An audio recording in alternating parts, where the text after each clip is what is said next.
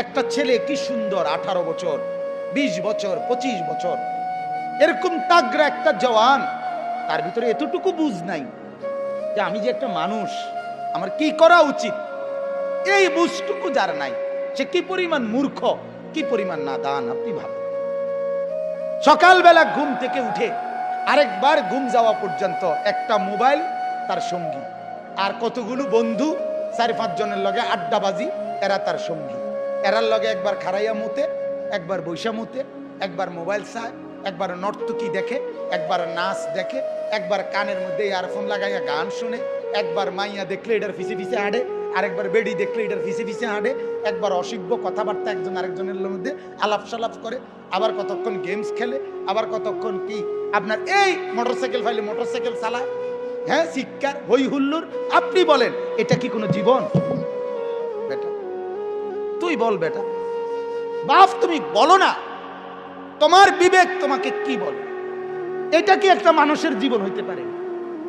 বিনোদন বুঝি মানুষের 24 ঘন্টার, মানুষের জীবনের 24 ঘন্টা বুঝি ফুর্তিতে কাটে, হ্যাঁ? বিনোদন বুঝি একটা মানুষের সারাক্ষণের কাম। তুমি যে মোবাইলের মধ্যে উলঙ্গ ছবি দেখতেছ, নাচ দেখতেছ, হিন্দি সিনেমার নর্তকীরে দেখতেছ, কিতা দেখো?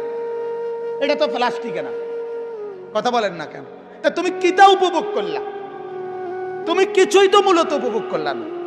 যে মায়ের পিছনে তুমি প্রেম করো, আরে কি উপভোগ করলা তুমি? হুদা পয়সা না খরচ যার তোমার, তোমার কতগুলো টাকা ছাড়া আর কি যাইতে আছে? তোমার শরীরের যৌবনটা নষ্ট হওয়া ছাড়া আর কি হচ্ছে লাভ?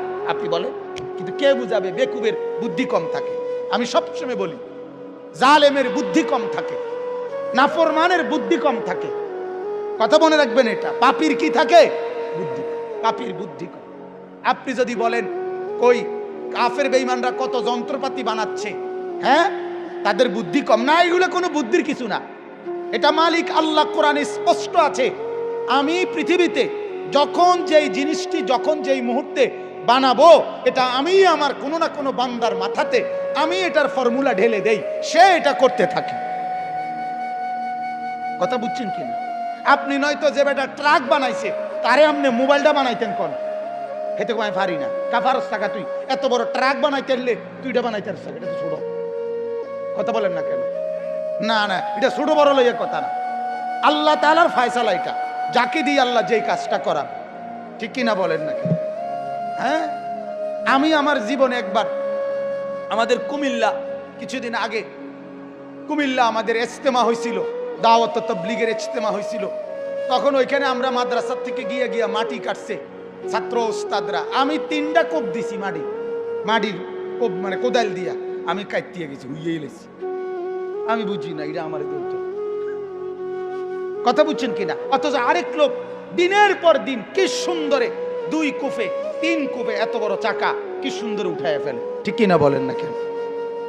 কুল্লুন মুয়াসসারুন লিমা খুলিকা লাহু, এটা হাদিস, আল্লাহর নবী বলছে, যাকে আল্লাহ তাআলা যে কাজের জন্য বানিয়েছেন, যাকে দিয়ে আল্লাহ যেই কাজটা নিবেন, তার জন্য আল্লাহই কুদরতি ভাবে সেটা সহজ করে দেন।